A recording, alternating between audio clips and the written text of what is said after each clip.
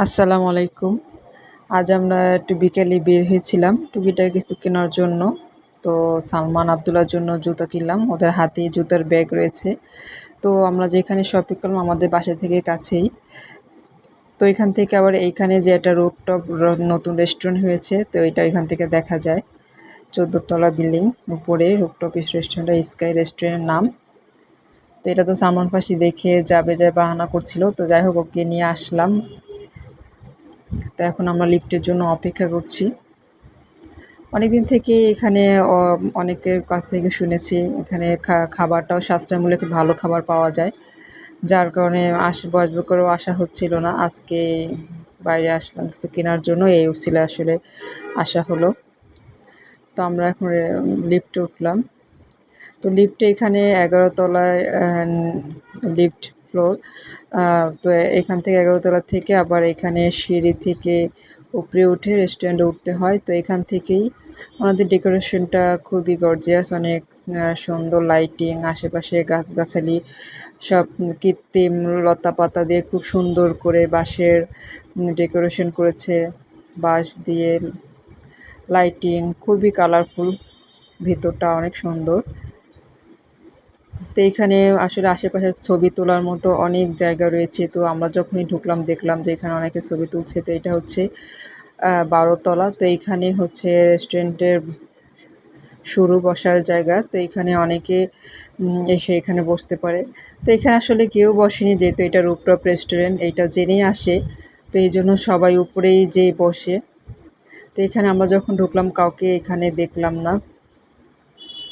এখানে এসে যেটা দেখে বুঝলাম, এখানে কোনো যদি অনুষ্ঠান করতে চায় অগ্রিম ওনাদেরকে এখানে বলে রাখলে এখানে অনুষ্ঠান যে কোনো আয়োজন, বিবাহবার্ষিকী, জন্মবার্ষিকী এখানে করতে পারে। অনেক বড় স্পেস, অনেক মানুষের আয়োজন করা যাবে এখানে। তো আমি এখানে ওর আব্বু সালমান ফার্সি ওরা তো উপরে উঠে গিয়েছে। তো আমি এখানে একটু ঘুরে ঘুরে দেখছিলাম। এখানে আশেপাশে সবাই তো ছবি তোলার জন্য ব্যস্ত। তো আমি এখন উপরে উঠছি। এখানে ওনারা ওনাদের মতো করে অনেক সুন্দর ডেকোরেশন করে সিঁড়ি বানিয়েছে। এটা হচ্ছে 13 তলা। এইখানে হচ্ছে ওনাদের নিজস্বভাবে সব কিছু ডেকোরেশন করা, অনেক বড় স্পেস করে ওনারা আসলে এটা বানিয়েছে।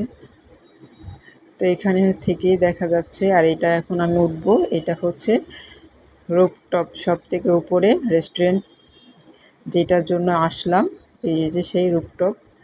সালমান ফার্সি আবদুল্লাহ তো এখানে খেলার কিছু ব্যবস্থা, সেখানে ওরা খেলতে শুরু করে দিয়েছে। সালমান ফার্সি তো খুবই খুশি, আবদুল্লাহ তো কোলেই থাকে না, এখন এখন কোথাও গেলে ওকে কোলে রাখা যায় না। ও আশেপাশে সব বাচ্চাদেরকে মানুষদেরকে দেখেও নিচে নামতে চায়, ও কোলেই থাকতে চায় না। তো এখানে উঠে দেখলাম যে এখানে আসলে অনেক সুন্দর করে বসার ব্যবস্থা করা হয়েছে, আশেপাশে অনেক সুন্দর করে সাজিয়েছে।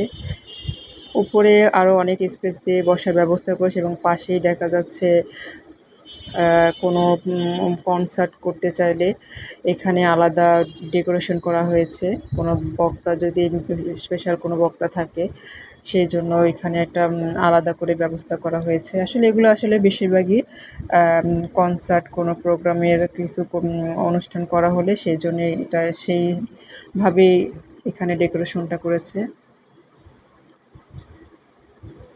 এখানে শুনলাম আসার পরে মাঝে মাঝে নাকি এখানে কোনো বিশেষ দিন, বিশেষ কোনো দিনে এখানে কনসার্ট হয়, সেই জন্য এই ব্যবস্থাটা ওনারা করেছে। তো এখানে আসলে উপর থেকে মনে হচ্ছে আমরা এখন আকাশের উপরে আছি। আর আকাশের উপর থেকে ঢাকা শহরের যে বিল্ডিংয়ের লাইটগুলো জ্বলছে সব যেন তারকা মনে হচ্ছে, সব মনে যেন তারা জ্বলছে। আর আমি তো এত উপর থেকে রাস্তা দেখছি, মাঝে মাঝে একটু মাথা ঘুরতেছে, মনে হয় যেন মাথাটা এখনই ঘুরে পড়ে যাব। আসলে আমি মোবাইলটা দিয়ে ধরতেছিলাম আর আমি সাইডে অন্যদিকে তাকিয়েছিলাম, যখন দেখছি যে না, আমি নিচে তাকাতে পারছি না, মাথা ঘুরতেছিল। তো মোবাইলটাই ধরে রেখে রেখে আসলে আমি অন্যদিকে তাকিয়ে ভিডিওটা করছি যে উপর থেকে দেখতে কেমন ঢাকা শহরের দৃশ্যটা। এর আগেও তো দেখেছি, কিন্তু এত উপর থেকে আমার মনে হচ্ছে অন্যরকম। আর এমন সময় আকাশে চাঁদটা খুবই সুন্দর দেখাচ্ছিল, আকাশেও চাঁদ উঠেছে আমরা যেদিন এই রেস্টুরেন্টে আসলাম। সব কিছু মিলে অনেক ভালো লাগলো। এখানে খাবারটা খুবই সাশ্রয় মূল্যে আমরা পেলাম। তো সব কিছু মিলে আমাদের সবার কাছেই ভালো লাগছে। সালমান ফার্সি এখানে এসে রাইস খেলো, আমরা এখানে এসে পরোটা খেলাম গোস্ত দিয়ে। তো সব কিছু মিলে আলহামদুলিল্লাহ আজ এ পর্যন্তই। আল্লাহ হাফেজ।